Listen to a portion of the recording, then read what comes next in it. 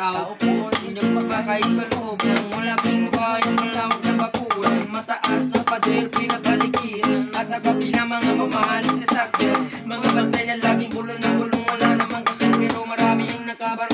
Lumakas man ng ulan ay walang bulas sa bubong mga plato. Kutsara na hindi ilalaro itong matangkay. Hindi mo tinagalas na nasabi. Kahit na hindi kasto sa lamesa, kami ang muna sarap siguro manira. Sa bahay na ganyan, sabi pa nila ay di kumuring bata. Nagpuman ang taon na nagmamayari ng isang upuan na may pagkakataon ay pinag-aagawan. Kaya naman hindi nga pinag-agawan lang kung makikita ko lamang siya ang isisipan.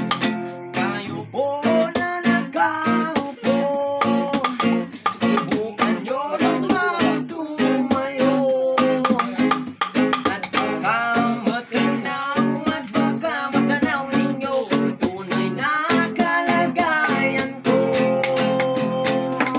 Hanggang na po sa taon na to, alam nyo nung bata ka lang, bigas namin ay di puno. Din ng bahay namin ay pinatapit-taping yelo sa gabi. Sobrang init na tumutan na ng yelo na di kayang bilhin na pang ilagay sa inyo. Pinakulong tubig sa lumang takuring uli-uli. Gamit ng paggatong na inarasaman sa isero na nagsisilubos sina sa umaga. Yakin pa nyo mga kung inig na may kayamanan lang sa kaldero na nagagamit ang pag-angat ng maay kumelo. Pero kulang pa rin, kulang na tuyo kasi nasing kada beses ay magawin pagkakasyain. Di ko alam mo talagang maraming arang mataas ang bako doon nagbubula-bulagan naman po kayo. Kahit sa dami na pera nyo, walang picture ang makapapapalin ng mata nyo. Kaya huwag kang masyadong halata.